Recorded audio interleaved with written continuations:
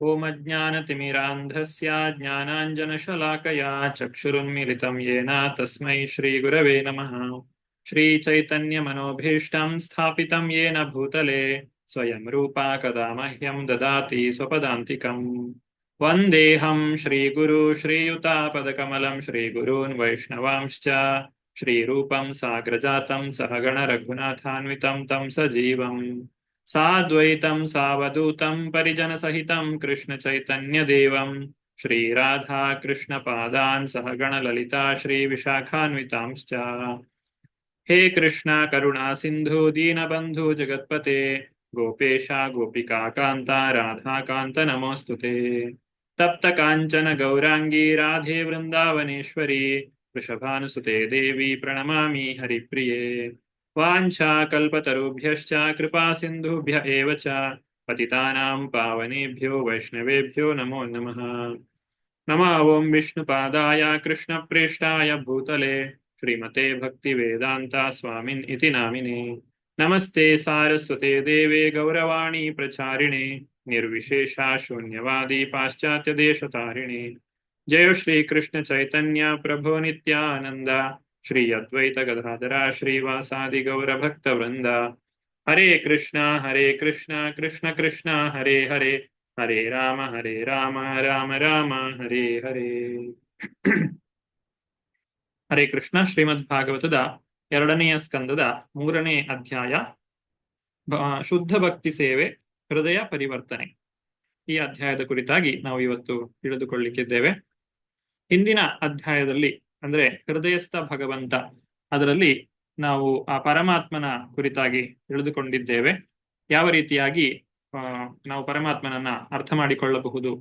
ತಿಳಿದವರು ಭಗವಂತನನ್ನ ಕಂಡವರು ಅವರು ಕಂಡಂತೆ ವಿವರಿಸಿದಾಗ ನಮಗೆ ಆ ಶಾಸ್ತ್ರಗಳ ಮುಖಾಂತರವಾಗಿ ಅದರ ಕುರಿತಾಗಿ ಸ್ವಲ್ಪ ಮಟ್ಟಿಗೆ ತಿಳುವಳಿಕೆ ಸಿಗ್ತದೆ. ಮುಂದುವರಿಸ್ತಾ ಪರೀಕ್ಷಿತ ಮಹಾರಾಜ ಕೇಳಿದಂತಹ ಮೂಲ ಪ್ರಶ್ನೆ, ಮೃತ್ಯುವಿನ ದವಡೆಯಲ್ಲಿ ಇರುವಂತಹ ವ್ಯಕ್ತಿ ಅವನು ಮಾಡಲೇಬೇಕಾದಂತಹ ಕರ್ತವ್ಯ ಯಾವುದು ಅನ್ನುವಂತಹದ್ದು ಪ್ರಶ್ನೆ ಕೇವಲ ಪರೀಕ್ಷಿತನಿಗೆ ಮಾತ್ರ ಅಲ್ಲ.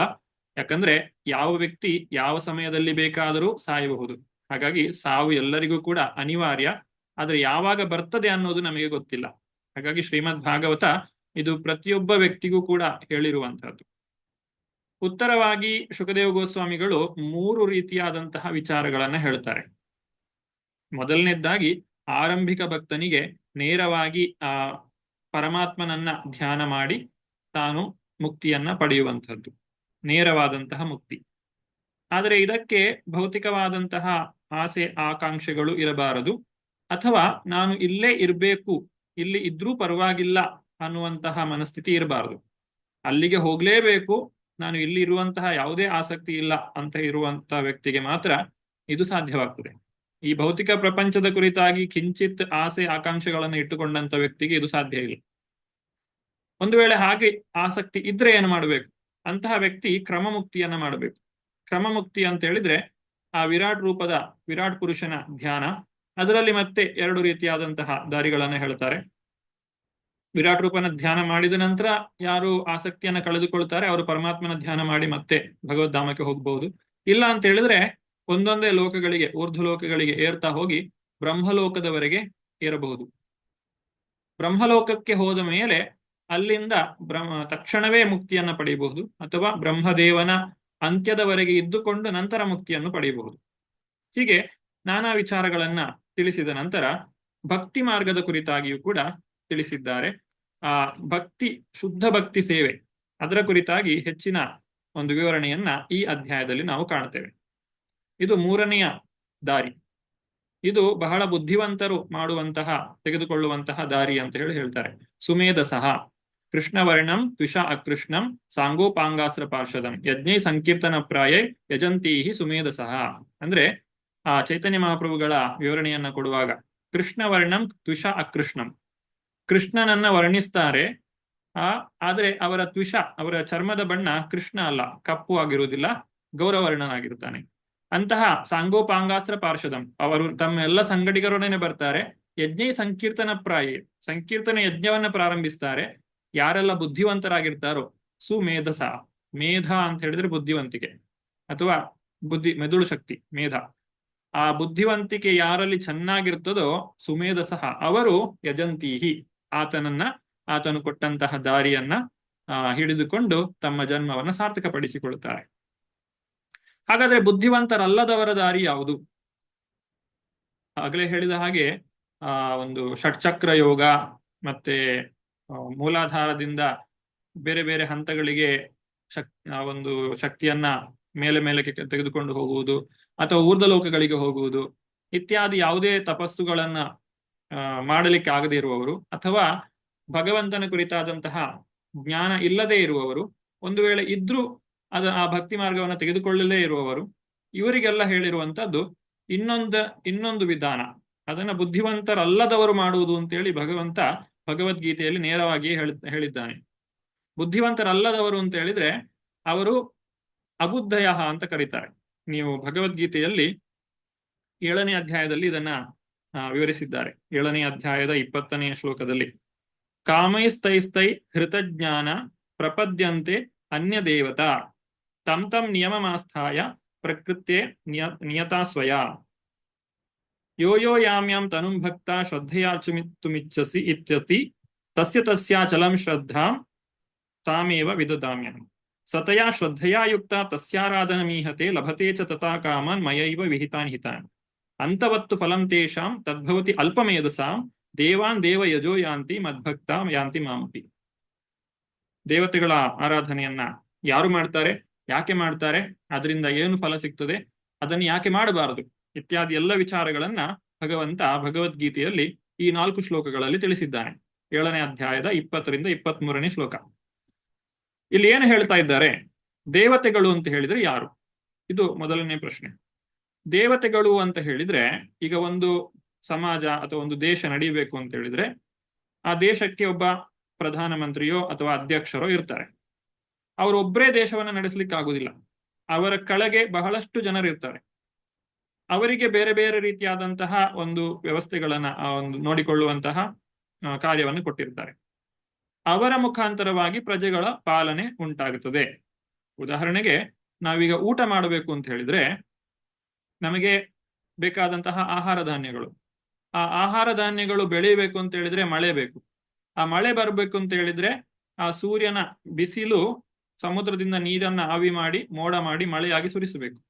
ಇತ್ಯಾದಿ ಎಲ್ಲವನ್ನು ಕೂಡ ಮಾಡಬೇಕು ಅಂತ ಹೇಳಿದ್ರೆ ಅದಕ್ಕೆ ಒಬ್ಬೊಬ್ಬ ದೇವತೆಗಳಿದ್ದಾರೆ, ಅಭಿಮಾನಿ ದೇವತೆಗಳು ಅಂತ ಹೇಳ್ತಾರೆ. ಆಯಾ ವ್ಯಕ್ತಿಗಳು, ಈಗ ಇಂದ್ರನು ಮಳೆ ಬರುವುದನ್ನ ನೋಡಿಕೊಳ್ಳುವಂತಹ ವ್ಯಕ್ತಿ. ಹೀಗೆ ಈ ದೇವತೆಗಳು ಇದೆಲ್ಲವನ್ನು ನೋಡಿಕೊಳ್ಳುವಂತಹದ್ದು.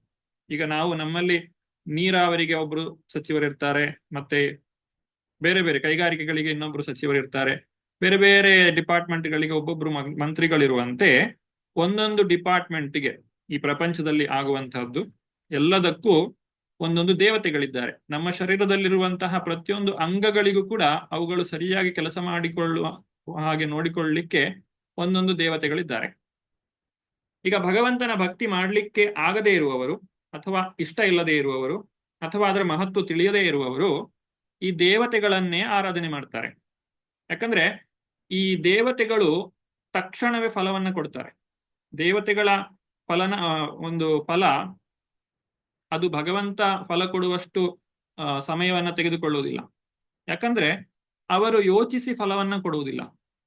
ಅವರಿಗೆ ನಾವು ಮಾಡುವಂತಹ ಯಾವುದಾದ್ರೂ ಪೂಜೆ ಇರಬಹುದು ಅಥವಾ ಹರಕೆ ಇರಬಹುದು, ಅದಕ್ಕೆ ಅನುಗುಣವಾಗಿ ಅವರು ಆ ಒಂದು ಫಲವನ್ನ ಕೊಟ್ಟು ಬಿಡ್ತಾರೆ.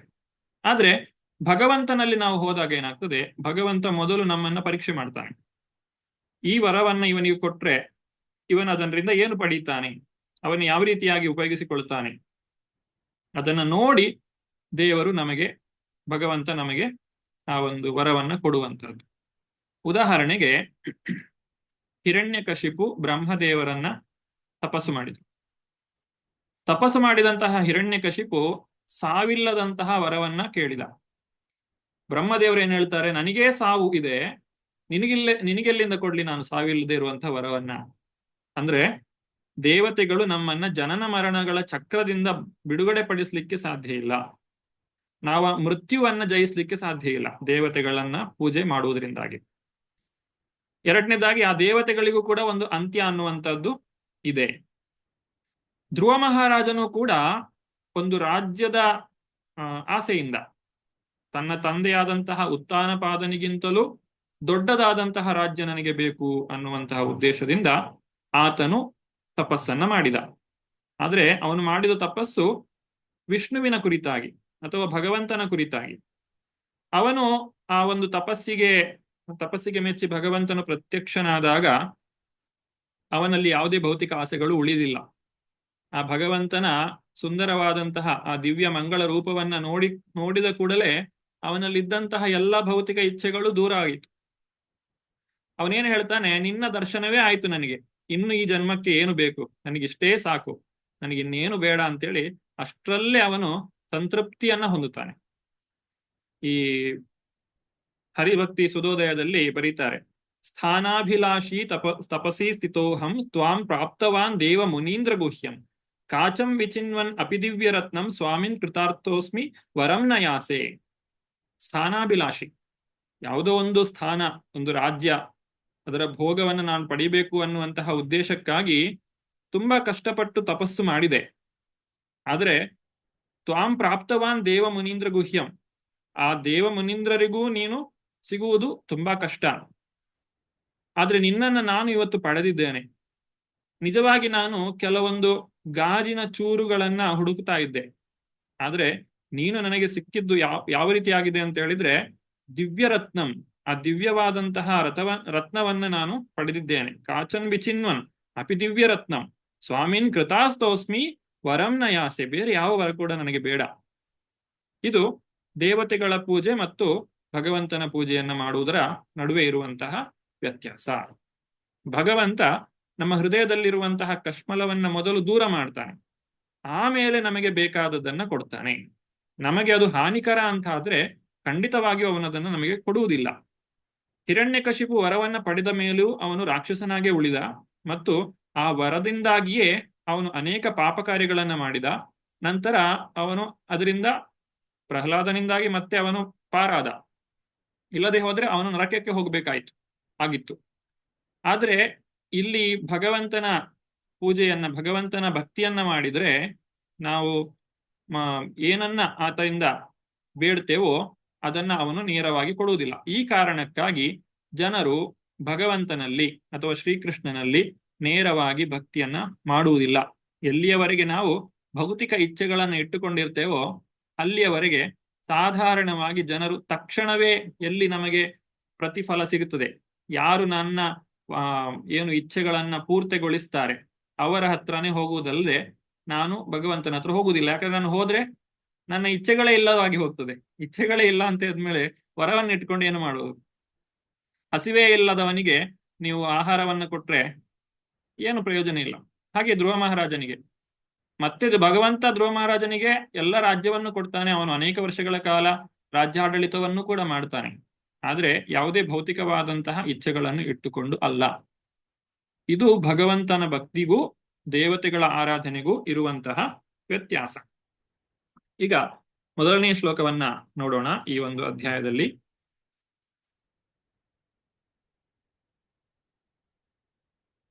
ಶ್ರೀಶುಕ ಉವಾಚ ಏವಮೇತನ್ನಿಗದಿತಂ ಪೃಷ್ಟವಾನ್ಯದ್ಭವಾನ್ಯ ಮಮ ನೃಣಾಂ ಯನ್ರಿಯಮಾಣಾನಾಂ ಮನುಷ್ಯೇಷು ಮನೀಷಿಣಾಂ. ಶ್ರೀ ಶುಕಮುನಿಗಳು ನುಡಿದರು, ಪರೀಕ್ಷಿತ ಮಹಾರಾಜನೇ, ಮೃತ್ಯುವಿನ ದವಡೆಯಲ್ಲಿರುವ ಬುದ್ಧಿವಂತನು ಮಾಡಲೇಬೇಕಾದ ಕರ್ತವ್ಯದ ಬಗ್ಗೆ ನೀನು ಪ್ರಶ್ನೆ ಮಾಡಿದುದರಿಂದ ನಾನು ಉತ್ತರಿಸಿದ್ದೇನೆ. ಇದು ಹಿಂದೆ ಹೇಳಿದ ವಿಚಾರವನ್ನ ಇಲ್ಲಿ ಹೇಳಿರುವಂತಹದ್ದು. ಮುಂದಕ್ಕೆ ಈಗ ದೇವತೆಗಳನ್ನ ಆರಾಧಿಸುವ ಬಗ್ಗೆ ಇಲ್ಲಿ ಶುಕದೇವ ಗೋಸ್ವಾಮಿಗಳು ಹೇಳ್ತಾರೆ. ಅಂದ್ರೆ ಒಂದು ರೀತಿಯಲ್ಲಿ ಶುಕದೇವ ಗೋಸ್ವಾಮಿಗಳು ನಮ್ಮನ್ನ ಪರೀಕ್ಷೆ ಮಾಡ್ತಾ ಇದ್ದಾರೆ. ಇವರು ಭಾಗವತವನ್ನ ಓದ್ಲಿಕ್ಕೆ ಬಂದದ್ದು ಯಾವುದಾದ್ರೂ ಭೌತಿಕವಾದಂತಹ ಇಚ್ಛೆ ಇಟ್ಟುಕೊಂಡು ಆಗಿದ್ರೆ ಈ ಶ್ಲೋಕಗಳನ್ನು ಓದುವಾಗ ವ್ಯಕ್ತಿಯು ಅದರಿಂದನೇ ಆಕರ್ಷಿತವಾಗಿ ಹೋಗ್ತಾನೆ. ಆದ್ರೆ ಯಾರು ಭಗವಂತನನ್ನೇ ಪಡೆಯಬೇಕು ಅಂತೇಳಿ ಬಂದಿರ್ತಾರೋ ಅವರು ಮುಂದುವರಿತಾರೆ. ಇನ್ನೊಂದು ವಿಚಾರವನ್ನು ಹೇಳಬೇಕು, ದೇವತೆಗಳು ಭಗವಂತನ ಭಕ್ತರು. ಆ ಭಗವಂತನ ಭಕ್ತಿಯನ್ನ ಮಾಡಿದ್ರಿಂದ ಮತ್ತು ಭಗವಂತನ ಅನುಗ್ರಹ ಅವರ ಮೇಲೆ ಇರುವುದರಿಂದಾಗಿ ಅವರಿಗೆ ಅಂತಹ ಪದವಿ, ಅಂತಹ ಒಂದು ಜವಾಬ್ದಾರಿಯುತ ಸ್ಥಾನ ಸಿಕ್ಕಿದೆ. ನಾವು ದೇವತೆಗಳ ಆರಾಧನೆಯನ್ನ ನೀವು ಮಾಡಬೇಡಿ ಅಥವಾ ಭೌತಿಕವಾದಂತಹ ಇಚ್ಛೆಗಳನ್ನು ಇಟ್ಟುಕೊಂಡು ದೇವತೆಗಳನ್ನ ಪೂಜಿಸಬೇಡಿ ಅಂತ ಹೇಳುವ ಅರ್ಥ ದೇವತೆಗಳಿಗೆ ಗೌರವವನ್ನ ಸಲ್ಲಿಸಬಾರದು ಅಂತಲ್ಲ. ಸಾಮಾನ್ಯವಾಗಿ ಈ ರೀತಿಯಾಗಿಯೂ ಅರ್ಥ ಮಾಡಿಕೊಳ್ತಾರೆ ಭಗವದ್ಗೀತೆಯನ್ನು ಓದಿದ ಮೇಲೆ. ನಾವು ಹೇಗೆ ನಮ್ಮ ಮನೆಯಲ್ಲಿರುವಂತಹ ಹಿರಿಯರಿಗೆ ಗೌರವವನ್ನು ತೋರಿಸ್ತೇವೋ ಅದೇ ರೀತಿಯಾಗಿ ದೇವತೆಗಳಿಗೂ ಕೂಡ ನಾವು ಎಲ್ಲ ರೀತಿಯಾದಂತಹ ಗೌರವವನ್ನ ಸಲ್ಲಿಸಬೇಕು. ಯಾಕಂದ್ರೆ ಭಗವಂತನ ಆ ಒಂದು ಏನು ಕಾರ್ಯ ಇದೆ, ಈ ಪಾಲನೆಯ ಕಾರ್ಯ, ಆ ಕಾರ್ಯದಲ್ಲಿ ಅವರೆಲ್ಲರೂ ಕೂಡ ಪಾಲುದಾರರಾಗಿದ್ದಾರೆ.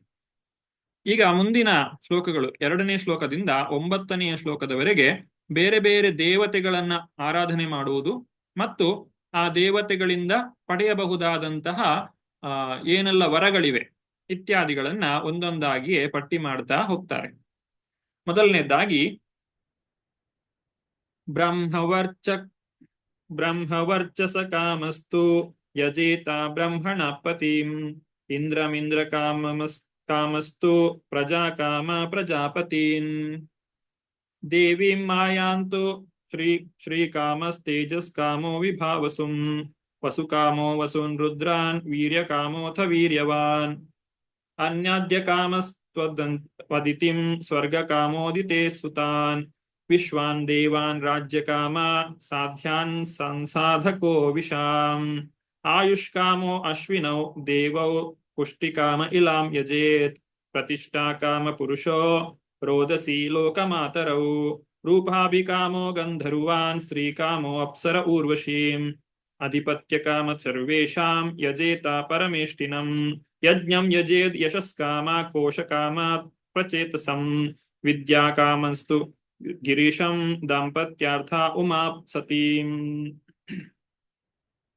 ಅನುವಾದ: ನಿರ್ವಿಕಾರ ಬ್ರಹ್ಮಜ್ಯೋತಿಯಲ್ಲಿ ಸೇರಿ ಹೋಗುವ ಇಚ್ಛೆ ಉಳ್ಳವರು ವೇದಪತಿಯನ್ನು ಅಂದರೆ ಬ್ರಹ್ಮದೇವ ಅಥವಾ ವಿದ್ಯುತ್ ಪುರೋಹಿತರಾದ ಬೃಹಸ್ಪತಿಯನ್ನ ಪೂಜಿಸಬೇಕು.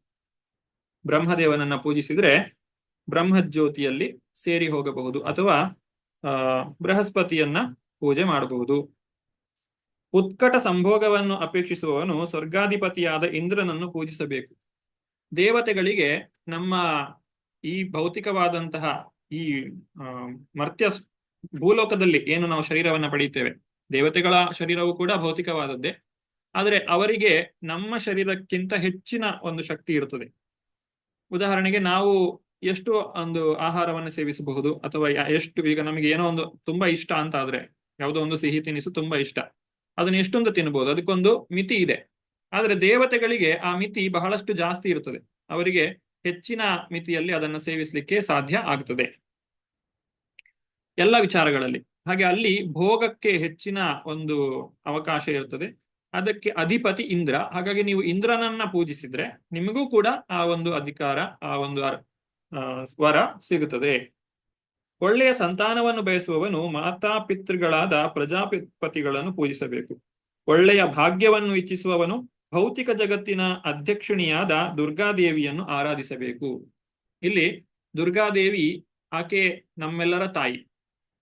ಈ ಭೌತಿಕ ಪ್ರಪಂಚಕ್ಕೆ ಆಕೆಯೇ ಅಧಿಪತಿ.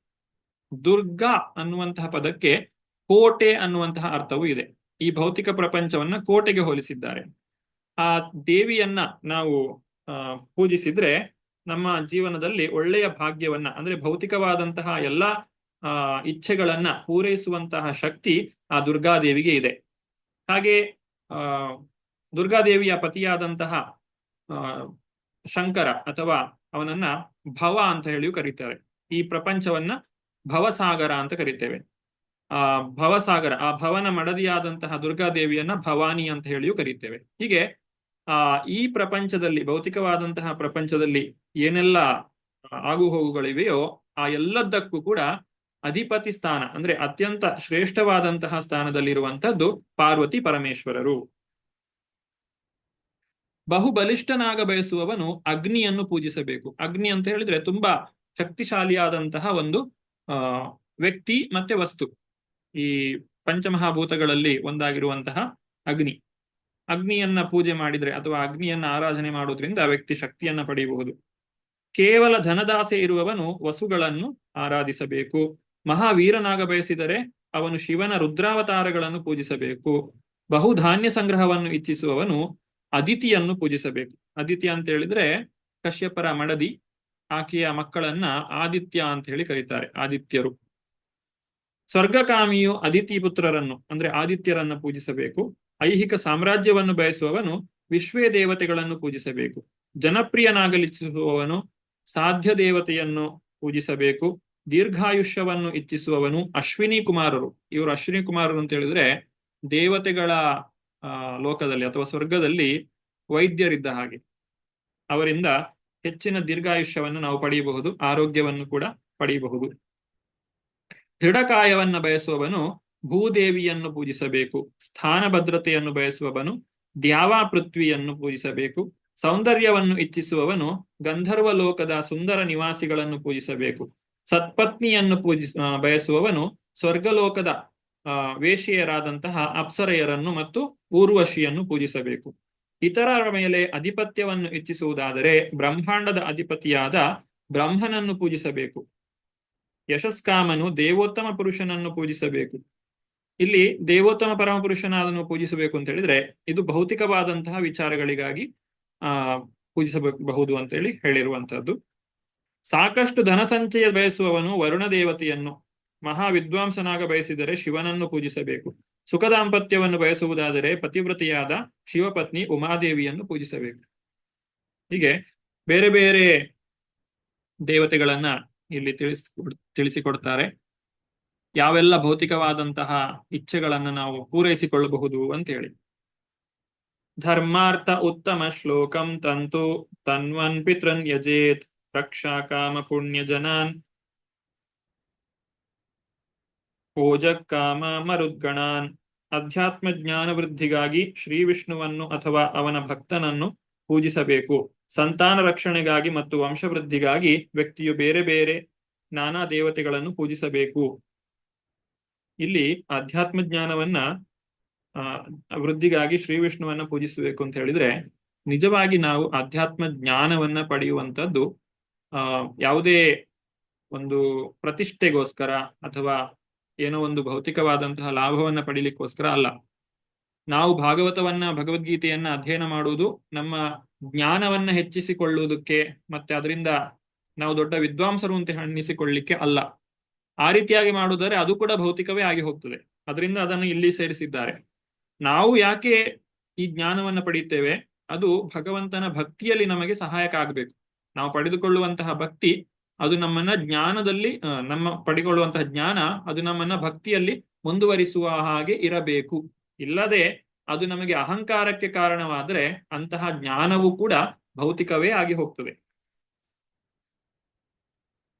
ರಾಜ್ಯ ಕಾಮೋ ಮನುನ್ ದೇವಾನ್ ನಿರ್ಯತಿಂ ತ್ವಭಿಚರನ್ ಯಜೇತ್ ಕಾಮ ಕಾಮೋ ಯಜೇತ್ ಸೋಮ ಸೋಮ ಅಕಾಮ ಪುರುಷಂ ಪರಂ. ರಾಜ್ಯದ ಅಥವಾ ಸಾಮ್ರಾಜ್ಯದ ಆಧಿಪತ್ಯವನ್ನು ಬಯಸುವವನು ಮನುಗಳನ್ನು ಪೂಜಿಸಬೇಕು. ಶತ್ರುವಿನ ಮೇಲೆ ಜಯವನ್ನು ಇಚ್ಛಿಸುವವನು ರಾಕ್ಷಸರನ್ನು ಮತ್ತು ಇಂದ್ರಿಯ ತುಷ್ಟಿಯನ್ನು ಇಚ್ಛಿಸುವವನು ಚಂದ್ರನನ್ನು ಪೂಜಿಸಬೇಕು. ಆದರೆ ವಿಷಯ ಭೋಗವನ್ನು ಬಯಸದೇ ಇರುವವನು ದೇವೋತ್ತಮ ಪರಮ ಪುರುಷನನ್ನು ಪೂಜಿಸಬೇಕು. ಇಷ್ಟೆಲ್ಲ ಹೇಳಿದ ನಂತರ ಕೊನೆಯದಾಗಿ ಹೇಳುವಂಥದ್ದು, ನಿನ್ನಲ್ಲಿ ಏನೇ ಆಸೆ ಇರಲಿ, ಯಾವುದೇ ಆಸೆ ಇಲ್ಲದೆ ಇರಲಿ, ನೀನು ಭಗವಂತನನ್ನ ಪೂಜೆ ಮಾಡಬೇಕು. ಅಕಾಮ ಸರ್ವಕಾಮೋ ವಾ ಮೋಕ್ಷ ಕಾಮ ಉದಾರಧಿ ತೀವ್ರೇಣ ಭಕ್ತಿ ಯೋಗೇನ ಯಜೇತ ಪುರುಷಂ ಪರಂ. ಎಲ್ಲ ಲೌಕಿಕ ಆಸೆಗಳಿಂದ ತುಂಬಿದವನಾಗಲಿ, ಯಾವುದೊಂದು ಲೌಕಿಕ ಆಸೆ ಇಲ್ಲದವನಾಗಲಿ, ಅಥವಾ ಮುಕ್ತಿಯಲ್ಲಿ ಇಚ್ಛೆ ಉಳ್ಳವನಾಗಲಿ, ವಿಶಾಲ ಬುದ್ಧಿಯುಳ್ಳ ಅಂದ್ರೆ ಯಾರು ಸುಮೇಧಸ ಯಾವನೇ ವ್ಯಕ್ತಿಯು ಪರಮಪುರುಷನಾದ ಪೂರ್ಣನಾದ ದೇವೋತ್ತಮ ಪರಮಪುರುಷನನ್ನು ಸರ್ವ ರೀತಿಯಿಂದಲೂ ಪೂಜಿಸಬೇಕು. ಇದು ಭಗವಂತ ಕೊನೆಯದಾಗಿ ಹೇಳುವಂತಹ ಮಾತು.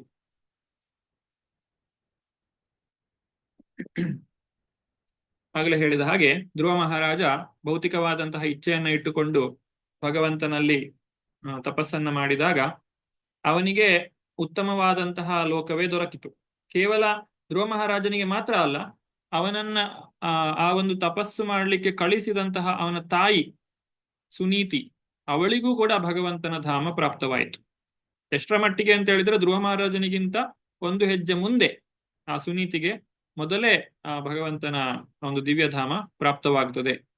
ಈ ವೈಕುಂಠ ವಿಮಾನ ಬಂದಾಗ ಧ್ರುವ ಮಹಾರಾಜನಿಗಿಂತ ಮುಂದೆ ಇತ್ತು ಸುನೀತಿಯನ್ನ ಕರೆದುಕೊಂಡು ಹೋಗುವಂತಹ ವೈಕುಂಠ ವಿಮಾನ.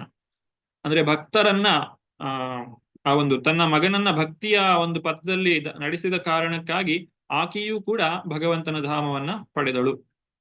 ಆತನಲ್ಲಿ ಒಂದು ಭೌತಿಕವಾದಂತಹ ಇಚ್ಛೆಗಳಿದ್ರೂ ಕೂಡ ಅದು ಯಾವುದೇ ಸಮಸ್ಯೆ ಆಗಲಿಲ್ಲ. ಯಾಕಂದ್ರೆ ಆ ಭಗವಂತ ಎಲ್ಲವನ್ನು ಕೂಡ ಶುದ್ಧೀಕರಿಸಿ ಭಗವಂತನು ಅವರನ್ನ ತನ್ನ ಧಾಮಕ್ಕೆ ಕರೆದುಕೊಂಡು ಹೋಗ್ತಾನೆ.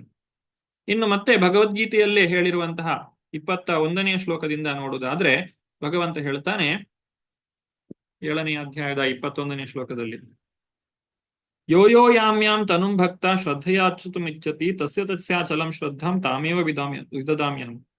ಅಂದ್ರೆ ನಾವು ದೇವತೆಗಳನ್ನ ಪೂಜೆ ಮಾಡುವುದು ಅದು ಸ್ವತಂತ್ರವಾಗಿ ಅಲ್ಲ. ನಾವು ಯಾವ ದೇವತೆಯನ್ನ ಪೂಜಿಸ್ತೇವೆ ಅಥವಾ ನಮ್ಮ ಭೌತಿಕ ಇಚ್ಛೆಗಳು ಯಾವ ರೀತಿಯಾಗಿದೆಯೋ ಅದಕ್ಕೆ ಸರಿಯಾಗಿ ಭಗವಂತನೇ ನಮ್ಮನ್ನ ಆಯಾ ದೇವತೆಗಳಲ್ಲಿ ಶ್ರದ್ಧೆಯನ್ನ ಹೊಂದುವ ಹಾಗೆ ಅವನೇ ಮಾಡ್ತಾನೆ.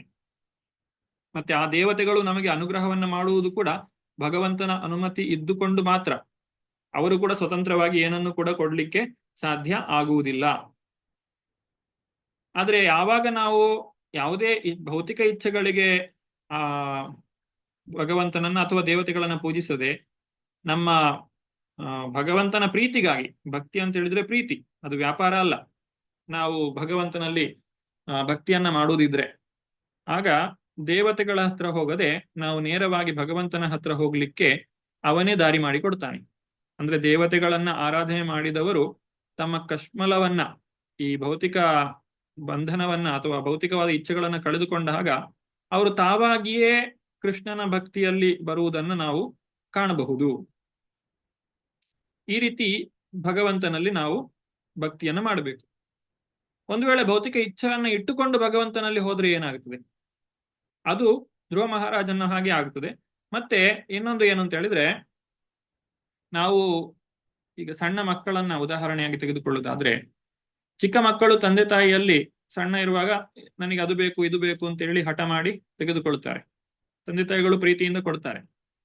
ಆದ್ರೆ ಮಕ್ಕಳು ದೊಡ್ಡವರಾದ ಮೇಲೆ ತಂದೆ ತಾಯಿಗಳ ಹತ್ರ ಕೇಳುವ ಬದಲು ಅವರಿಗೆ ಏನು ಬೇಕು ಅಂತ ಕೇಳ್ತಾರೆ. ಅಂದ್ರೆ ತಂದೆ ತಾಯಿಗಳಿಗೆ ಏನು ಇಷ್ಟ ಇದೆಯೋ ಅದನ್ನ ಮಕ್ಕಳು ಪೂರೈಸ್ತಾರೆ.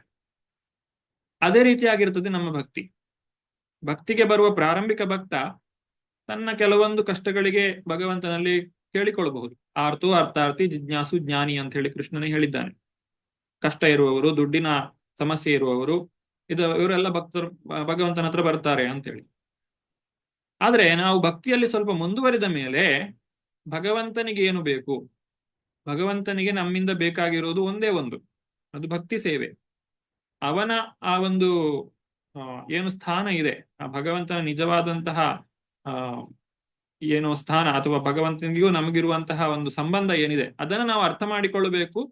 ಅದಷ್ಟೇ ಭಗವಂತನಿಗೆ ಬೇಕಾಗಿರುವಂತದ್ದು. ಅದಲ್ಲದೆ ಭಗವಂತನಿಗೆ ಕೊಡುವಂತದ್ದು ನಮ್ಮಲ್ಲಿ ಯಾವುದು ಕೂಡ ಇಲ್ಲ. ಈ ರೀತಿ ಅಕಾಮ ಸರ್ವಕಾಮವ, ನಿಮ್ಮಲ್ಲಿ ಅಕಾಮ ಯಾವುದೇ ಕಾಮನೆಗಳು ಇಲ್ಲದೆ ಇರಬಹುದು, ಅಥವಾ ಸರ್ವಕಾಮ ಎಲ್ಲ ಕಾಮನೆಗಳು ಇರಬಹುದು, ಅಥವಾ ಮೋಕ್ಷ ಕಾಮ ಇರಬಹುದು. ಮೋಕ್ಷವನ್ನು ನೀವು ಅಪೇಕ್ಷಿಸಬಹುದು.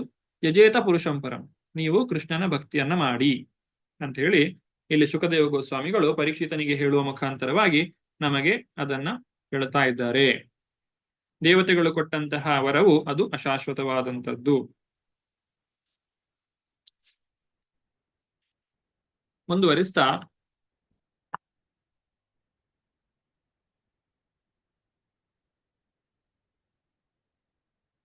ಈಗ ಮುಂದಿನ ಪ್ರಶ್ನೆ. ಇದಿಷ್ಟು 12 ಶ್ಲೋಕಗಳು ಈ ವಿಚಾರವನ್ನು ತಿಳಿಸಿಕೊಡ್ತವೆ. 11ನೇ ಶ್ಲೋಕ, ಏತಾವಾನೇವ ಯಜೇತ ಮಿಹ ನಿಶ್ರೇಯಸೋದಯ ಭಗವತ್ಯ ಚಲೋ ಭಾವೋ ಯದ್ಭಾವ ಭಾಗವತ ಸಂಗತಃ. ಅಸಂಖ್ಯ ದೇವತೆಗಳ ಅನೇಕ ಬಗೆಯ ಆರಾಧಕರಿದ್ದಾರೆ. ಈ ಎಲ್ಲ ಆರಾಧಕರು ಶುದ್ಧರಾದ ಭಗವದ್ಭಕ್ತರ ಸಂಘದಿಂದಾಗಿ ದೇವೋತ್ತಮ ಪರಮಪುರುಷನಲ್ಲಿ ನಿಶ್ಚಲವಾದ ನಿಷ್ಠೆಯಿಂದ ಕೂಡಿದ ಸಹಜ ಆಕರ್ಷಣೆಯನ್ನು ಪಡೆಯಬಹುದು. ಇದೇ ಅವರು ಸಾಧಿಸಬಹುದಾದ ಅತ್ಯುನ್ನತ ಸಿದ್ಧಿ. ನಮಗೆ ಇಲ್ಲಿ ಒಂದು ಪ್ರಶ್ನೆ ಬರಬಹುದು. ಅದಕ್ಕೆ ಇಲ್ಲಿ ಆ ಶುಕದೇವ ಗೋಸ್ವಾಮಿಗಳು ಉತ್ತರವನ್ನು ಕೊಡ್ತಾ ಇದ್ದಾರೆ. ಅಂದ್ರೆ, ನಾನು ದೇವತೆಗಳ ಆರಾಧನೆಯನ್ನೇ ಮಾಡ್ತಾ ಹೋದ್ರೆ ನನಗೆ ಭಕ್ತಿಯಲ್ಲಿ ಬರುವಂತಹ ಸಾಧ್ಯತೆ ಇದೆಯಾ? ಇಲ್ಲ, ಅದು ವ್ಯಾಪಾರ ಬುದ್ಧಿ ಆಗುತ್ತದೆ. ನನಗೇನೋ ಸಿಕ್ಕಿತು ಅಂತ ಹೇಳಿದ ಮೇಲೆ ನಾನು ಅದನ್ನು ಬಿಟ್ಟು ಹೋಗ್ತೇನೆ. ನನಗೆ ಅದು ನನ್ನ ಕೆಲಸ ಆದ್ಮೇಲೆ ನಾನು ದೇವತೆಗಳನ್ನು ಕೂಡ ಬಿಟ್ಟು ಹೋಗ್ತೇನೆ. ಮತ್ತೆ ಆ ವರಗಳು ಏನಿದೆ, ಭೌತಿಕವಾದಂತಹ ವರಗಳನ್ನು ನಾನೇನು ಪಡೆದಿದ್ದೇನೆ, ಅದರಿಂದ ನನಗೆ ನಾನೇ ಹಾನಿ ಮಾಡಿಕೊಳ್ಳಬಹುದು. ಹಾಗಾದ್ರೆ ಪರಿಹಾರ ಏನು? ಭಕ್ತಿಯನ್ನ ಪಡೆಯುವುದು. ಭಕ್ತಿ ಯಾರು ಕೊಡ್ತಾರೆ? ಭಕ್ತಿಯನ್ನ ಭಗವಂತನು ಕೊಡುವುದಿಲ್ಲ.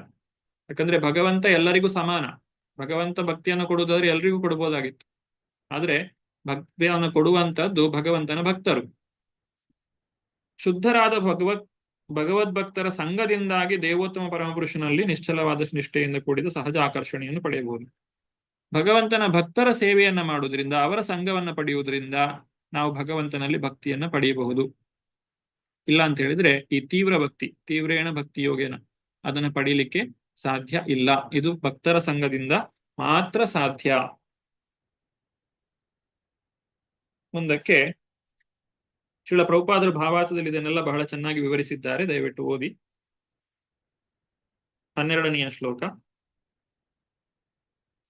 ಜ್ಞಾನಂ ಯದಾ ಪ್ರತಿನಿವೃತ್ತ ಗುಣೋರ್ಮಿ ಚಕ್ರ ಆತ್ಮ ಪ್ರಸಾದ ಉತ ಯತ್ರ ಗುಣೇಶ್ವ ಸಂಗಃ ಕೈವಲ್ಯ ಸಮ್ಮತ ಪತಸ್ವಥ ಭಕ್ತಿಯೋಗ ಕೋ ನಿವೃತ್ತೋ ಹರಿಕಥಾಸುರತಿಂ ನ ಕುರ್ಯಾತ್. ಪರಮಪ್ರಭುವಾದ ಹರಿಗೆ ಸಂಬಂಧಪಟ್ಟ ದಿವ್ಯ ಜ್ಞಾನವು ತ್ರಿಗುಣಗಳ ಅಲೆ ಮತ್ತು ಸುಳಿಗಳಿಂದ ಮುಕ್ತವಾದ ಜ್ಞಾನ. ಅಂತಹ ಜ್ಞಾನವು ದಿವ್ಯವಾದದ್ದು, ಭೌತಿಕ ಮೋಹದಿಂದ ಮುಕ್ತವಾದದ್ದು ಮತ್ತು ಆತ್ಮತೃಪ್ತಿಯನ್ನು ಉಂಟು ಮಾಡುವಂತಹದ್ದು. ತಕ್ಕ ಅಧಿಕಾರವುಳ್ಳವರು ಈ ವಿಷಯವನ್ನು ಒಪ್ಪಿದ್ದಾರೆ. ಯಾರು ತಾನೇ ಅದರಿಂದ ಆಕರ್ಷಿತನಾಗದೆ ಇರಬಲ್ಲ. ಭಗವಂತನ ಭಕ್ತಿ ನಾವೇನು ಮಾಡ್ತೇವೆ ಅದು ತುಂಬಾ ಆಕರ್ಷಣೀಯವಾದದ್ದು.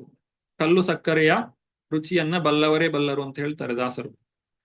ಆ ಭಗವಂತನ ಹರಿಗೆ ಸಂಬಂಧಪಟ್ಟಂತಹ ಏನೋ ಒಂದು ಭಕ್ತಿ ಸೇವೆಯನ್ನು ನೀವು ಮಾಡಿ ನೋಡಿ, ಅದರಲ್ಲಿ ಸಿಗುವಂತಹ ನಿಮಗೆ ಆನಂದ ಏನಿದೆ ಅದು ಬೇರೆಲ್ಲಿಯೂ ಕೂಡ ಸಿಗ್ಲಿಕ್ಕೆ ಸಾಧ್ಯ ಇಲ್ಲ. ಅದೆಲ್ಲವನ್ನು ಕೂಡ ಈ 12ನೇ ಶ್ಲೋಕದಲ್ಲಿ ಶುಕದೇವ ಗೋಸ್ವಾಮಿಗಳು ಪಟ್ಟಿ ಮಾಡ್ತಾರೆ. ಏನೆಲ್ಲ ಸಿಗ್ತದೆ? ಹರಿಗೆ ಸಂಬಂಧಪಟ್ಟಂತಹ ಈ ಜ್ಞಾನವನ್ನ ನಾವು ಪಡೆಯುವುದರಿಂದ ನಮ್ಮಲ್ಲಿರುವಂತಹ ಭೌತಿಕ ಮೋಹ ದೂರವಾಗುತ್ತದೆ, ಆತ್ಮತೃಪ್ತಿಯನ್ನ ಕೊಡುತ್ತದೆ, ತ್ರಿಗುಣಗಳಿಂದ ನಮ್ಮನ್ನ ಮೇಲಕ್ಕೆ ಕರೆದುಕೊಂಡು ಹೋಗ್ತದೆ, ಸತ್ವ ರಜಸ್ಸು ತಮಸ್ಸುಗಳಿಂದ. ಆಧ್ಯಾತ್ಮಿಕವಾಗಿರುವಂತಹದ್ದು, ಈ ಭೌತಿಕ ಪ್ರಪಂಚಕ್ಕೆ ಸಂಬಂಧಪಟ್ಟದ್ದಲ್ಲ.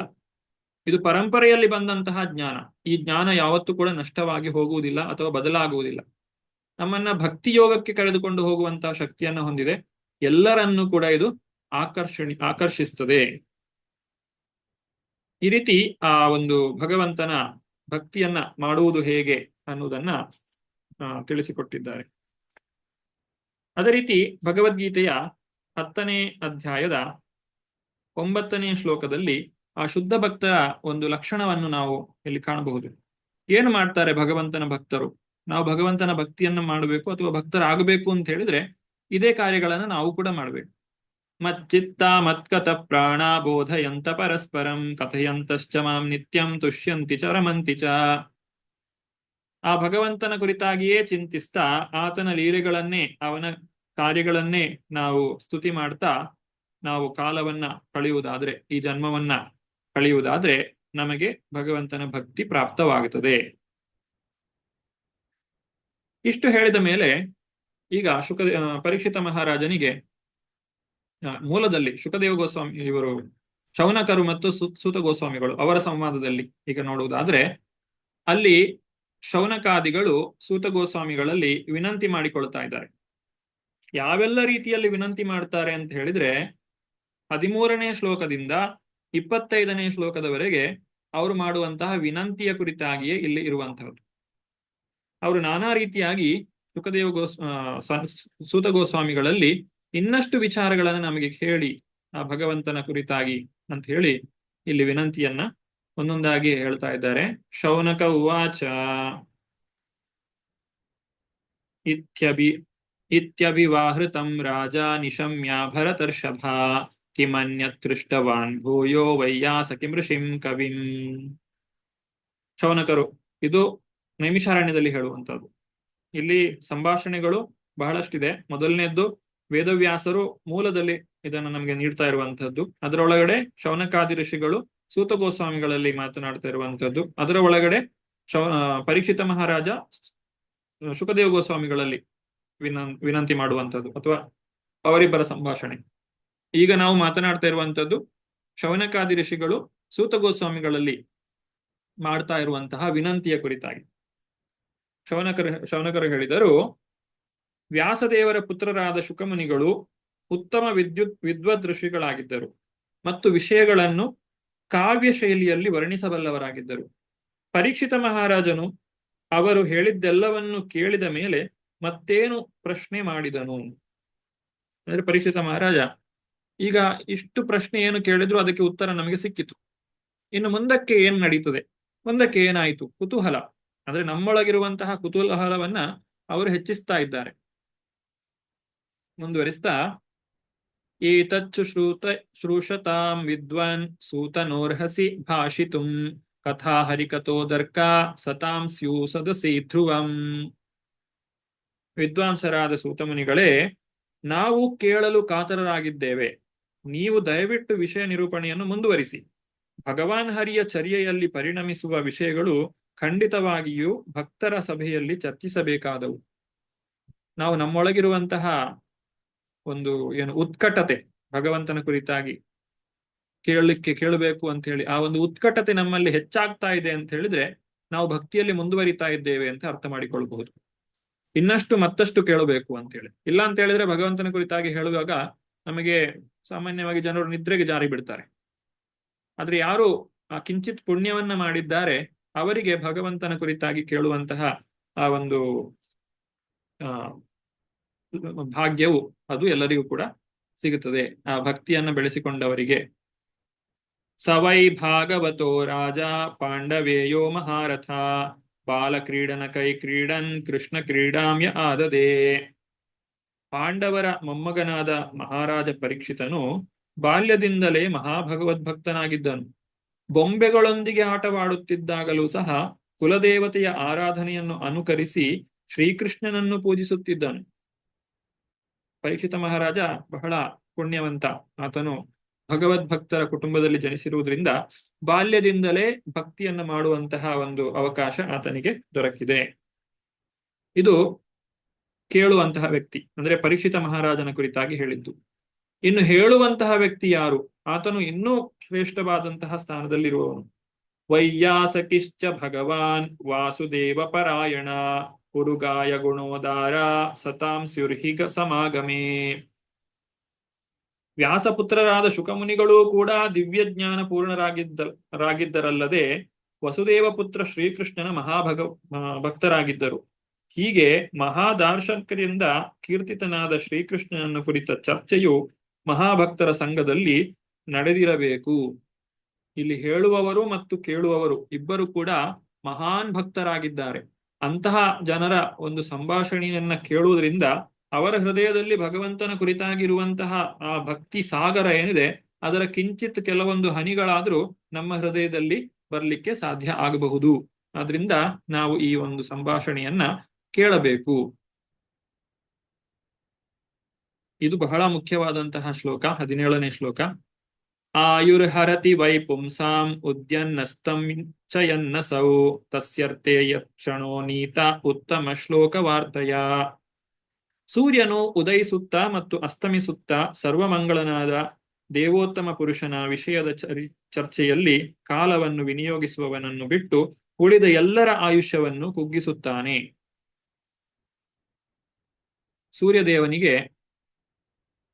ಸೂರ್ಯದೇವನ ಮಗ ಯಮ ಮತ್ತೆ ಯಮುನಾ ಅಂತ ಹೇಳಿ ಅವರ ಇಲ್ಲಿ ಸೂರ್ಯದೇವ ತಂದೆ ನಮ್ಮ ಆಯುಸ್ಸನ್ನ ದಿನ ತೆಗೆದುಕೊಂಡು ಹೋಗುವಂತದ್ದು. ಕೊನೆಗೆ ಆಯುಷ್ಯ ಎಲ್ಲ ಮುಗಿದ ನಂತರ ಯಮಧರ್ಮನ ಹತ್ರ ಅಂದ್ರೆ ತಂದೆ ಮಗ ಇಬ್ರು ಕೂಡ ನಮ್ಮ ಆಯುಸ್ಸನ್ನ ಲೆಕ್ಕಾಚಾರ ಇಟ್ಟುಕೊಂಡು ನಮ್ಮ ಜೀವನವನ್ನ ನೋಡಿಕೊಳ್ಳುವಂಥದ್ದು. ಆದ್ರೆ ಅವರಿಂದ ಯಾರು ತಪ್ಪಿಸಿಕೊಳ್ಳಬಹುದು ಅಂತ ಹೇಳಿದ್ರೆ, ಯಾರು ಈ ಭಾಗವತವನ್ನ ಕೇಳ್ತಾರೆ ಅವರು ಮಾತ್ರ ಈ ಆಯಸ್ಸು ಏನು ಕ್ಷೀಣವಾಗುವುದರಿಂದ ತಪ್ಪಿಸಿಕೊಳ್ಳಬಹುದು. ನಾವು ಸಮಯ ಇಲ್ಲ ಅಂತ ಹೇಳ್ತೇವೆ. ನೀವೇನೋ ಹೇಳ್ತೀರಾ ಭಕ್ತಿ ಮಾಡಬೇಕು, ಭಗವಂತನ ಕುರಿತಾಗಿ ಚರ್ಚೆ ಮಾಡಬೇಕು ಅಂತ ಹೇಳಿ. ಆದ್ರೆ ನನ್ನ ಹತ್ರ ಸಮಯವೇ ಇಲ್ಲ ಅಂತ ಜನ ಹೇಳ್ತಾರೆ. ಆದ್ರೆ ಇಲ್ಲಿ ಭಗವಂತ ಹೇಳ್ತಾನೆ, ಅಥವಾ ಈ ಒಂದು ಶೌನಕಾದಿ ಋಷಿಗಳೇ ಹೇಳುವಂತಹದ್ದು ಮಾತು ಇದು. ಯಾರು ಭಾಗವತವನ್ನ ಆ ಹೇಳ್ತಾರೆ, ಆ ವಿಷಯದಲ್ಲಿ ದೇವೋತ್ತಮ ಪರಮಪುರುಷನ ಚರ್ಚೆಯಲ್ಲಿ ಕಾಲವನ್ನು ವಿನಿಯೋಗಿಸ್ತಾರೆ, ಅವರ ಆಯುಷ್ಯವನ್ನ ಸೂರ್ಯದೇವನು ಕೂಡ ಕ್ಷಯಿಸುವುದಿಲ್ಲ ಅಂತ ಹೇಳ್ತಾರೆ. ಉಳಿದ ಎಲ್ಲರ ಆಯುಸ್ಸನ್ನ ಸೂರ್ಯೋದಯ ಸೂರ್ಯಾಸ್ತ ಇದು ಪ್ರತಿದಿನ ಆಗ್ತಾ ಇದ್ದ ಹಾಗೆ ನಮ್ಮ ಆಯುಸ್ಸು ಕ್ಷೀಣಿಸ್ತಾ ಹೋಗ್ತದೆ. ಆದ್ರೆ ಭಗವಂತನ ಕುರಿತಾಗಿ ಚರ್ಚೆ ಮಾಡುವವರ ಆಯಸ್ಸು ಕ್ಷೀಣವಾಗುವುದಿಲ್ಲ, ಮತ್ತು ಅವರು ಯಮಲೋಕಕ್ಕೆ ಅಥವಾ ಯಮಧರ್ಮನ ಹತ್ತಿರಕ್ಕೆ ಹೋಗಬೇಕಾಗಿಲ್ಲ, ನೇರವಾಗಿ ಭಗವಂತನ ಧಾಮಕ್ಕೆ ಹೋಗ್ಲಿಕ್ಕೆ ಸಾಧ್ಯ ಇದೆ. ಈ ರೀತಿ ನಮಗೆ ಬಹಳಷ್ಟು ರೀತಿಗಳಲ್ಲಿ ಭಕ್ತಿಯನ್ನ ಮಾಡಲಿಕ್ಕೆ ಈ ಒಂದು ಶ್ರೀಮದ್ ಭಾಗವತವು ನಮ್ಮನ್ನ ಪ್ರೋತ್ಸಾಹಿಸ್ತಾ ಇದೆ. ತರವಾ ಕಿಂ ನ ಜೀವಂತಿ ಭಸ್ತ್ರಾ ಕಿಂ ನಾಶು ಸಂಸ್ತುತ ನ ಖಾದಂತಿ ನ ಮೇಹಂತಿ ಕಿಂ ಗ್ರಾಮೇ ಪಶವೋಪರೇ. ಮರಗಳು ಜೀವಿಸುವುದಿಲ್ಲವೇ? ಕಮ್ಮಾರನ ತಿದಿಗಳು ಉಸಿರಾಡುವುದಿಲ್ಲವೇ? ನಮ್ಮ ಸುತ್ತಲೂ ಪ್ರಾಣಿಗಳು ಆಹಾರವನ್ನು ತಿಂದು ವೀರ್ಯ ವಿಸರ್ಜನೆ ಮಾಡುವುದಿಲ್ಲವೇ? ಯಾರಾದ್ರೂ ಹೇಳಬಹುದು, ನಾನು ಭಗವದ್ಗೀತೆ ಓದುವುದಿಲ್ಲ, ಆದ್ರೆ ನನಗೆ ಮಾಡ್ಲಿಕ್ಕೆ ಬೇರೆ ತುಂಬಾ ಕೆಲಸ ಇದೆ, ಆ ಎಲ್ಲ ಕೆಲಸಗಳನ್ನ ನಾನು ಮಾಡುದು ಬೇಡವಾ, ಅದನ್ನೆಲ್ಲ ಬಿಟ್ಟು ಬಿಡ್ಬೇಕಾ ಅಂತ ಹೇಳಿದ್ರೆ, ಇಲ್ಲಿ ಹೇಳ್ತಾರೆ, ನೀವು ಮಾಡುವುದು ಎಂತ ದೊಡ್ಡ ಕೆಲಸ, ಯಾರು ಮಾಡದೇ ಇರೋ ಕೆಲಸವನ್ನು ನೀವು ಮಾಡ್ತಾ ಇದ್ದೀರಾ. ಇದು ಎಲ್ಲರೂ ಮಾಡುವಂತ ಕೆಲಸವೇ. ನೀವು ಹುಟ್ಟಿದ ಮೇಲೆ ಅದು ಜೀವಿಯಾಗಿ ಆ ವ್ಯಕ್ತಿ ಮಾಡಲೇಬೇಕಾಗಿರುವಂತ ಕೆಲಸ. ಅದನ್ನ ಮಾಡದೇ ಇರಲಿಕ್ಕೆ ನಿನಗೆ ಯಾವುದೇ ಸ್ವಾತಂತ್ರ್ಯ ಇಲ್ಲ. ಭಾಗವತವನ್ನ ಓದುವಂತಹ ಅವಕಾಶವನ್ನು ನೀನು ಪಡೆದುಕೊಳ್ಳಬೇಕು. ಅದನ್ನು ಬಿಟ್ಟು ಸಾಮಾನ್ಯವಾಗಿ ಈಗ ಹೊಟ್ಟೆ ಹಸಿವಾದ್ರೆ ಆಹಾರ ಅದಕ್ಕೆ ಕೊಡ್ಲೇಬೇಕು. ಅದು ಮನುಷ್ಯರಿರ್ಲಿ, ಪ್ರಾಣಿಗಳಿರ್ಲಿ, ಪಕ್ಷಿಗಳಿರ್ಲಿ, ಯಾರೇ ಇರ್ಲಿ. ಅದರಲ್ಲಿ ಏನು ವಿಶೇಷತೆ ಇದೆ? ಅದರಲ್ಲಿ ನಿನ್ನ ಸಾಧನೆ ಏನು? ನೀನು ಮನುಷ್ಯನಾಗಿ ಹುಟ್ಟಿದ ಮೇಲೆ ನೀನು ಅದನ್ನ ಸಾಧನೆ ಅಂತ ಹೇಳಲಿಕ್ಕೆ ಸಾಧ್ಯನಾ? ನಾನು ಮನುಷ್ಯನಾಗಿ ಹುಟ್ಟಿದೆ, ನಾನು ಹೊಟ್ಟೆ ತುಂಬ ಊಟ ಮಾಡಿದೆ, ಈ ಶರೀರವನ್ನು ಎಷ್ಟು ದೊಡ್ಡದಾಗಿ ಬೆಳೆಸಿದೆ, ಇದು ಒಂದು ಸಾಧನೆಯಾ ಅಂತ ಹೇಳಿ ಇಲ್ಲಿ ಪ್ರಶ್ನೆಯನ್ನು ಕೇಳ್ತಾ ಇದ್ದಾರೆ. ಮರಗಳು ಕೂಡ ಜೀವಿಸ್ತವೆ. ನೀನು 100 ವರ್ಷ ಜೀವಿಸ್ತೀಯ, ಮರಗಳು 500 ವರ್ಷ ಜೀವಿಸ್ತದೆ. ಹಾಗಾದ್ರೆ ನಿನಗಿಂತ ಶ್ರೇಷ್ಠ ಮರಗಳು, ಯಾಕಂದ್ರೆ ಅವುಗಳು ಹೆಚ್ಚು ವರ್ಷಗಳ ಕಾಲ ಬದುಕಲಿಕ್ಕೆ ಸಾಧ್ಯ ಇದೆ. ನೀನು ಆರೋಗ್ಯವನ್ನು ತುಂಬಾ ಚೆನ್ನಾಗಿಟ್ಟುಕೊಂಡು ಎಷ್ಟೇ ಕಾಲ ಬದುಕಿದ್ರು ಕೂಡ ಮರಗಳಿಗಿಂತ ಹೆಚ್ಚು ಬದುಕಲಿಕ್ಕೆ ಸಾಧ್ಯ ಇದೆಯಾ ನಿನಗೆ? ನೀನು ಹೇಳ್ಬೋದು, ಮರಗಳು ಉಸಿರಾಡುವುದಿಲ್ಲ, ನಾನು ಉಸಿರಾಡ್ತೇನೆ, ನಾನು ಮಾತನಾಡ್ತೇನೆ. ಕಮ್ಮಾರನ ತಿದಿಗಳು ಉಸಿರಾಡುವುದಿಲ್ಲವೇ? ಕಮ್ಮಾರ, ನಾವು ಈ ಕಬ್ಬಿಣದ ಕೆಲಸ ಮಾಡ್ತಾರಲ್ಲ, ಅವರು ಆ ತಿದಿಯನ್ನ ಒತ್ತಿ ಬೆಂಕಿಗೆ ಗಾಳಿಯನ್ನ ಹಾಕ್ತಾರೆ, ಅದು ಕೂಡ ಉಸಿರಾಟ. ನಮ್ಮ ಶ್ವಾಸಕೋಶವು ಕೂಡ ಅದೇ ರೀತಿಯಾಗಿ ಗಾಳಿಯನ್ನ ಒಳಗೆ ತೆಗೆದುಕೊಳ್ತದೆ, ಹೊರಗೆ ಬಿಡುತ್ತದೆ, ಒಳಗೆ ತೆಗೆದುಕೊಳ್ತದೆ, ಹೊರಗೆ ಬಿಡುತ್ತದೆ. ಇದರಲ್ಲಿ ನಿನ್ನ ಸಾಧನೆ ಏನಿದೆ? ನೀನು ರಾತ್ರಿ ನಿದ್ದೆ ಮಾಡಿದ್ರೂ ಅದು ನಡೀತಾ ಇರ್ತದೆ. ಅದಕ್ಕೆ ನೀನು ಪ್ರತ್ಯೇಕವಾಗಿ ಏನು ಕೆಲಸ ಮಾಡಬೇಕಾಗಿಲ್ಲ, ಅದು ತಾನಾಗೆ ನಡೀತಾ ಇರ್ತದೆ. ಅದು ಭಗವಂತನ ಒಂದು ಏನು ಯೋಜನೆ ಇದೆ ಅದಕ್ಕೆ ಸರಿಯಾಗಿ ನಡೆಯುವಂತಹದ್ದು. ನೀನು ಉಸಿರಾಡಬೇಕು ಅಂತ ಹೇಳಿ ಯೋಚನೆ ಮಾಡಿ ಉಸಿರಾಡುವುದಲ್ಲ. ಉಸಿರಾಟವನ್ನು ನಿಲ್ಲಿಸ್ಲಿಕ್ಕೆ ನಿನ್ನ ಕೈಯಲ್ಲಿ ಆಗುದಿಲ್ಲ ಅಷ್ಟೇ. ಅದು ನಡೆದೇ ನಡೀತದೆ. ಅದು ಯಾವಾಗ ನಿಲ್ಬೇಕು ಅಂತ ಇರುತ್ತೋ ಅದು ನಿಂತೇ ನಿಲ್ತದೆ, ನಿಲ್ಲುವಂತ ಸಮಯಕ್ಕೆ. ಅದು ನಡೆಯುವುದನ್ನು ನಿನಗೆ ತಪ್ಪಿಸ್ಲಿಕ್ಕೆ ಆಗುದಿಲ್ಲ. ಅದು ನಡೆದೇ ಇರುವ ಹಾಗೆ ಮಾಡ್ಲಿಕ್ಕೆ ಸಾಧ್ಯ ಇಲ್ಲ. ಅಥವಾ ನೀನು ಇದು ಇನ್ನು ಶಾಶ್ವತವಾಗಿ ನಡೀತಾ ಇರಲಿ ಉಸಿರಾಟ ಅಂತ ಹೇಳಿದ್ರು ಅದು ನಡೆಯುವುದಿಲ್ಲ. ಮತ್ತೆ ನಿನ್ನ ಕೈಯಲ್ಲಿ ಏನಿದೆ? ನ ಖಾದಂತಿ ನ ಮೇಹಂತಿ. ಈ ಪ್ರಾಣಿಗಳು ಆಹಾರವನ್ನು ತಿಂದು ವೀರ್ಯ ವಿಸರ್ಜನೆ ಮಾಡುವುದಿಲ್ಲವೇ? ಪ್ರಾಣಿಗಳು ಕೂಡ ಮಕ್ಕಳನ್ನ ಹುಟ್ಟಿಸ್ತವೆ, ಪ್ರಾಣಿಗಳು ಕೂಡ ತಮ್ಮ ವಂಶವನ್ನ ಮುಂದುವರಿಸ್ತದೆ.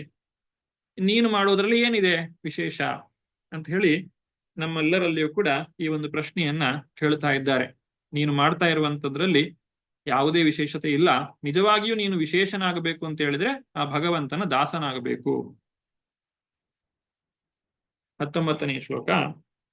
ಶ್ವಾವಿದ್ವರಾಹೋಷ್ಟ್ರ ಖರೈ ಸಂಸ್ತುತ ಪುರುಷ ಪಶು ನಾಯತ್ ಕರ್ಣಪತೋಪೇತೋ ಜಾತು ನಾಮ ಗದಾಗ್ರಜಃ.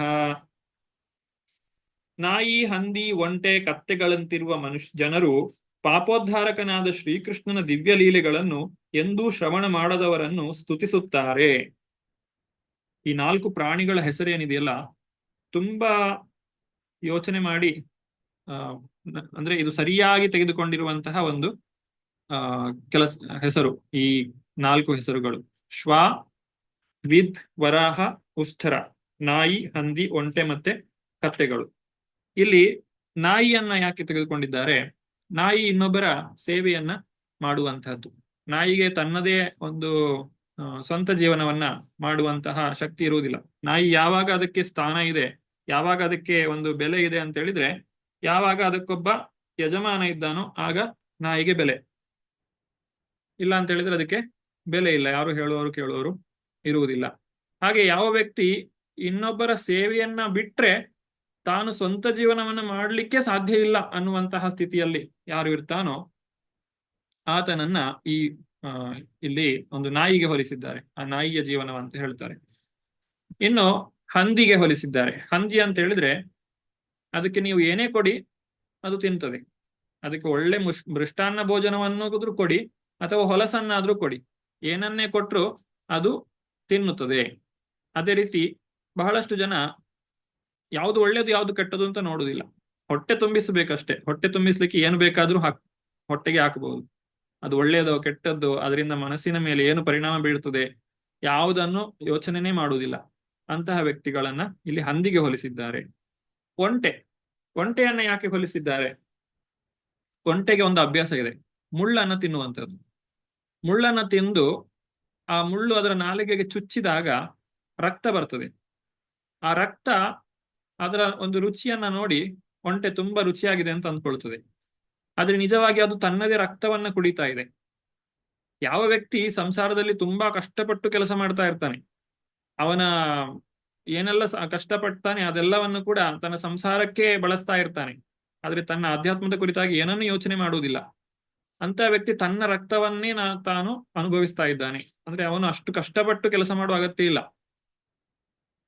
ಆ ಇನ್ನು ಯಾರು ಕೇವಲ ಇಂದ್ರಿಯ ಭೋಗದಲ್ಲೇ ತಲ್ಲೀನರಾಗಿರ್ತಾರೆ, ಆ ಇಂದ್ರಿಯಗಳು ಏನು ಅಂತ ಹೇಳಿದ್ರೆ ನಮ್ಮದೇ ಶಕ್ತಿಯನ್ನ ಕುಂದಿಸಿ ನಮಗೆ ಆನಂದವನ್ನ ಕೊಡುವಂತಹದ್ದು.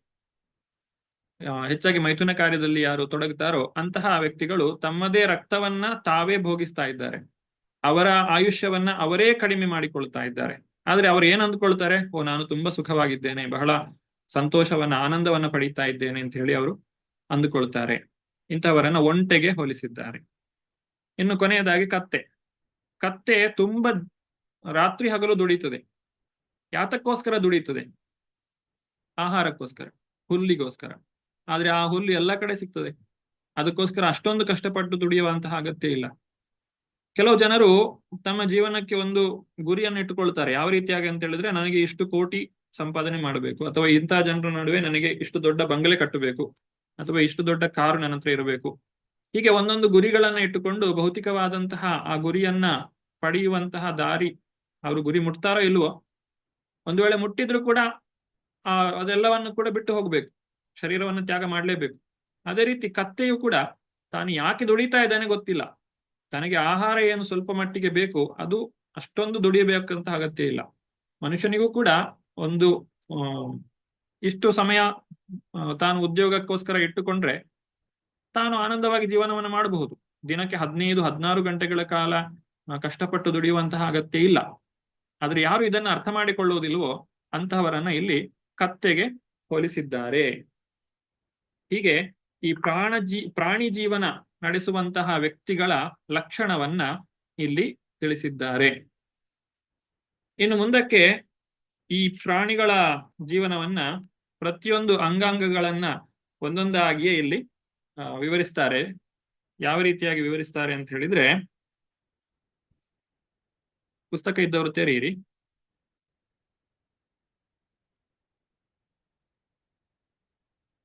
ಬಿಲೆ ಬರೋರು ಕ್ರಮ ವಿಕ್ರಮಾನ್ಯೇ ನ ಶೃಣ್ವತ ಕರ್ಣಪುಟೇರ್ ನರಸ್ಯ ಜಿಹ್ವಾಸತಿ ದಾದುರಿಕೇವ ಸೂತ ನಾಚೋಪಗಾತ್ಯು ಉರುಗಾಯ ಗಾಥಾ. ದೇವೋತ್ತಮ ಪುರುಷನ ವಿಕ್ರಮ ಮತ್ತು ಅದ್ಭುತ ಕಾರ್ಯಗಳ ಸಂದೇಶಗಳನ್ನು ಕೇಳದವನ ಕಿವಿಗಳು ಹಾವಿನ ಹುತ್ತದ ಬಿಲಗಳಿದ್ದ ಹಾಗೆ. ಭಗವಂತನನ್ನು ಕುರಿತ ಸ್ತೋತ್ರಗಳನ್ನು ಹಾಡದವನ, ಸಂಕೀರ್ತನ ಮಾಡದವನ ನಾಲಿಗೆಯು ಕಪ್ಪೆಯ ನಾಲಿಗೆಯಂತೆ ಎಂದು ತಿಳಿದುಕೊಳ್ಳಬೇಕು. ಅನುವಾದವನ್ನು ಓದ್ತಾ ಹೋಗ್ತೇನೆ. ತಲೆಗೆ ರೇಷ್ಮೆಯ ಕೇಟವನ್ನು ಧರಿಸಿದ್ದರೂ ಮುಕ್ತಿದಾಯಕ ದೇವೋತ್ತಮ ಪುರುಷನಿಗೆ ನಮಿಸದೇ ಇದ್ದರೆ ಅದು ಕೇವಲ ತಲೆಭಾರ. ಹೊಳೆಯುತ್ತಿರುವ ಕಂಕಣಗಳು ಕೈಯನ್ನು ಅಲಂಕರಿಸಬಹುದು, ಆದರೆ ದೇವೋತ್ತಮ ಪುರುಷನಾದ ಹರಿಯ ಸೇವೆಯಲ್ಲಿ ತೊಡಗದೇ ಇದ್ದರೆ ಅವು ಮೃತನ ಕೈಗಳಿದ್ದಂತೆ. ದೇವೋತ್ತಮ ಪುರುಷನಾದ ವಿಷ್ಣುವಿನ ಸಾಂಕೇತಿಕ ಪ್ರತಿರೂಪ ಅಂದ್ರೆ ಅವನ ರೂಪಗಳು, ನಾಮ, ಗುಣ ಇತ್ಯಾದಿ ಇವುಗಳನ್ನು ನೋಡದೇ ಇರುವಂತಹ ಕಣ್ಣುಗಳು ನವಿಲುಗರಿಗಳ ಮೇಲಿನ ಕಣ್ಣುಗಳಂತೆ. ನವಿಲುಗರಿಯ ಮೇಲೆ ಕಣ್ಣಿನ ಹಾಗೆ ಇರ್ತದೆ, ಆದ್ರೆ ಅದು ಕಣ್ಣಲ್ಲ. ಭಗವಂತನನ್ನು ಸ್ಮರಿಸುವ ಕ್ಷೇತ್ರಗಳಿಗೆ ಸಂಚರಿಸದೇ ಇರುವಂತಹ ಕಾಲುಗಳು ಮರದ ಕಾಂಡಗಳಂತೆ. ಭಗವಂತನ ಪರಿಶುದ್ಧ ಭಕ್ತನ ಪಾದಧೂಳಿಯನ್ನು ಎಂದೂ ತಲೆಯ ಮೇಲೆ ಧರಿಸದೇ ಇರುವಂತಹ ಮನುಷ್ಯನು ನಿಜವಾಗಿ ಜೀವಚ್ಛವ.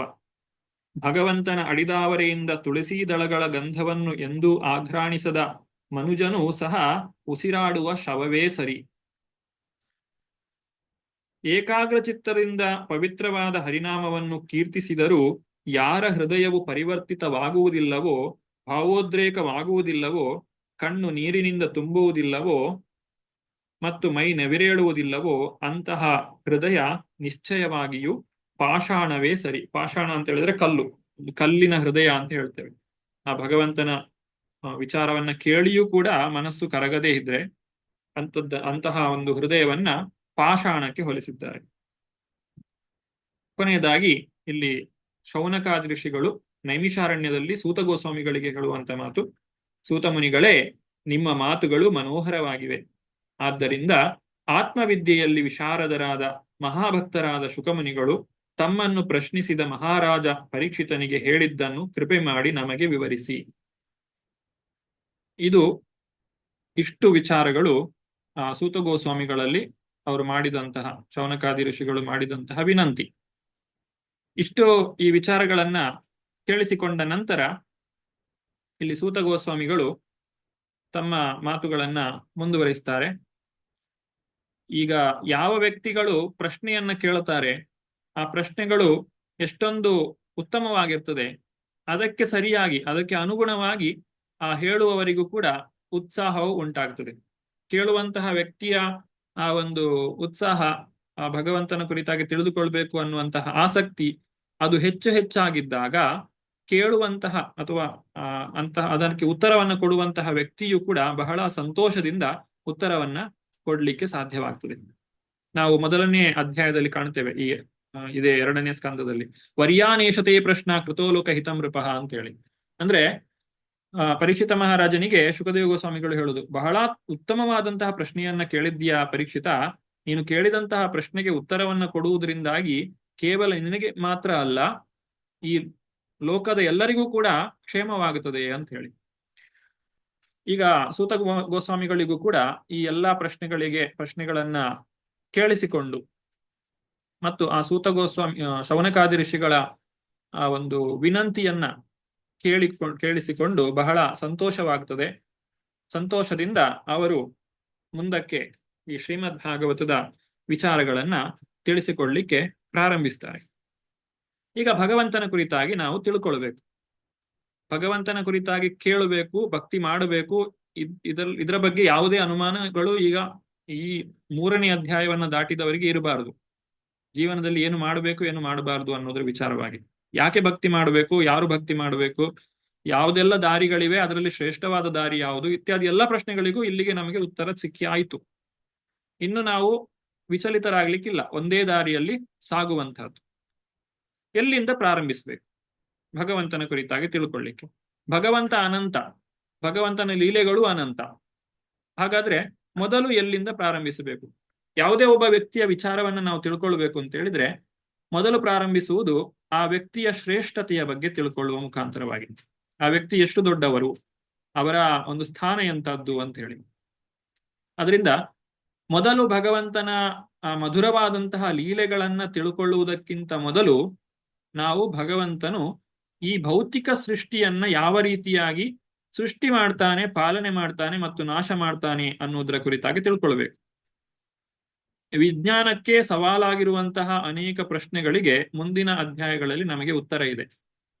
ಅದನ್ನೆಲ್ಲ ಈ ಸೂತ ಗೋಸ್ವಾಮಿಗಳು ಶೌನಕಾದಿ ಋಷಿಗಳಿಗೆ ಮತ್ತು ಶುಕದೇವ ಗೋಸ್ವಾಮಿಗಳು ಪರೀಕ್ಷಿತ ಮಹಾರಾಜನಿಗೆ ತಿಳಿಸಿಕೊಡ್ಲಿಕ್ಕಿದ್ದಾರೆ.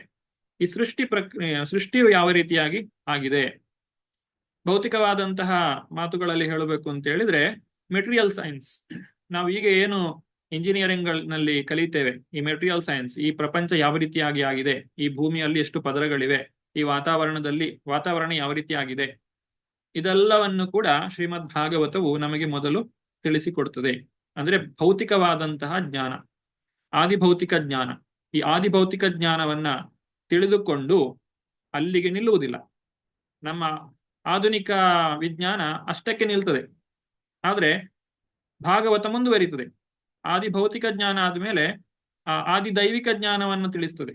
ಅಂದ್ರೆ ಈ ಎಲ್ಲಾ ವಿಚಾರಗಳು, ಮಳೆ ಬರಬೇಕಾದ್ರೆ ವರುಣ ದೇವ ಇದ್ದಾನೆ. ನಮಗೆ ವಿಜ್ಞಾನ ಹೇಳ್ತದೆ ಮಳೆ ಬರ್ತದೆ. ಯಾಕೆ? ಸೂರ್ಯನಿಂದ ನೀರು ಆವಿಯಾಗಿ ಮೋಡ ಆಗಿ ಮಳೆ ಬರ್ತದೆ. ಆದ್ರೆ ಭಾಗವತ ಹೇಳ್ತದೆ ಅದರ ಹಿಂದೆ ವರುಣ ದೇವ ಇದ್ದಾನೆ. ಅದನ್ನ ಆಧುನಿಕ ವ್ಯಕ್ತಿಗಳು ಕಾಣುವುದಿಲ್ಲ. ಯಾಕಂದ್ರೆ ಅವರಿಗೆ ಯಾವುದೇ ಮೈಕ್ರೋಸ್ಕೋಪ್ ನಲ್ಲಿ ಆಗ್ಲಿ ಟೆಲಿಸ್ಕೋಪ್ ನಲ್ಲಿ ಆಗ್ಲಿ ಆ ವರುಣ ದೇವನನ್ನ ಕಾಣಲಿಕ್ಕೆ ಸಾಧ್ಯ ಇಲ್ಲ. ಭಾಗವತ ಅಲ್ಲಿಯೂ ನಿಲ್ಲುವುದಿಲ್ಲ. ಆದಿ ದೈವಿಕ ಜ್ಞಾನದ ನಂತರ ಆಧ್ಯಾತ್ಮಿಕ ಜ್ಞಾನವನ್ನು ತಿಳಿಸ್ತದೆ.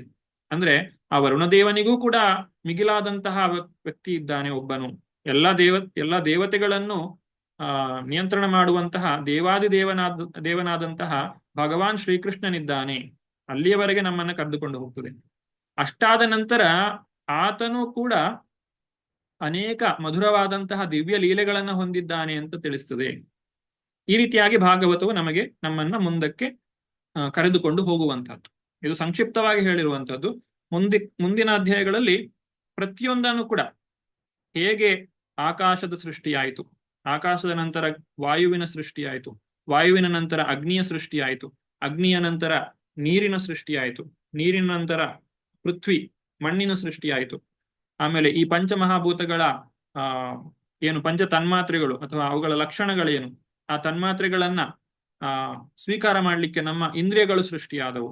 ಆ ಇಂದ್ರಿಯಗಳನ್ನ ನಿಯಂತ್ರಿಸಲಿಕ್ಕೆ ಮನಸ್ಸಿನ ಸೃಷ್ಟಿಯಾಯಿತು, ಆ ಮನಸ್ಸನ್ನು ನಿಯಂತ್ರಿಸಲಿಕ್ಕೆ ಬುದ್ಧಿಯ ಸೃಷ್ಟಿಯಾಯಿತು. ಹೀಗೆ ಒಂದೊಂದೇ ಹಂತ ಹಂತವಾಗಿ ನಮಗೆ ಎಲ್ಲವನ್ನು ತಿಳಿಸಿಕೊಂಡು ಹೋಗುವಂತಹ ಮುಂದಿನ ಅಧ್ಯಾಯಗಳನ್ನ ನಾವು ಮುಂದಕ್ಕೆ ನೋಡೋಣ. ಬಹಳಷ್ಟು ವಿಚಾರಗಳನ್ನು ತಿಳಿದುಕೊಳ್ಳಿಕ್ಕಿದೆ. ಶ್ರೀಮದ್ ಭಾಗವತವನ್ನ ಸರಿಯಾಗಿ ಅರ್ಥ ಮಾಡಿಕೊಂಡ್ರೆ ನಮಗೆ ತಿಳಿಯದೇ ಇರುವಂತಹದ್ದು ಯಾವುದೂ ಉಳಿದಿರುವುದಿಲ್ಲ. ಯಾಕಂದ್ರೆ ಇದೊಂದು ಸಂಪೂರ್ಣವಾದಂತಹ ಜ್ಞಾನ.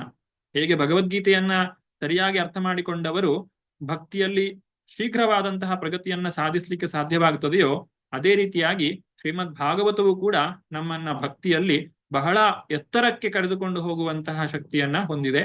ಅದರೆಲ್ಲದರ ಪ್ರಯೋಜನವನ್ನು ನಾವು ಮುಂದಿನ ಅಧ್ಯಾಯಗಳಲ್ಲಿ ಪಡೆದುಕೊಳ್ಳೋಣ ಅಂತ ಹೇಳ್ತಾ ಇವತ್ತಿನ ತರಗತಿಗೆ ನಾನು ಇಲ್ಲಿ ವಿರಾಮವನ್ನ ಕೊಡ್ತಾ ಇದ್ದೇನೆ. ವಾಂಛಾ ಕಲ್ಪತರುಭ್ಯಶ್ಚ ಕೃಪಾ ಸಿಂಧುಭ್ಯ ಏವ ಚ ಪತಿತಾನಾಂ ಪಾವನೇಭ್ಯೋ ವೈಷ್ಣವೇಭ್ಯೋ ನಮೋ ನಮಃ. ಅನಂತ ಕೋಟಿ ವೈಷ್ಣವ ವೃಂದ ಕಿ ಜೈ. ನಾಮಾಚಾರ್ಯ ಶ್ರೀ ಹರಿದಾಸ್ ಠಾಕುರ್ ಕಿ ಜೈ.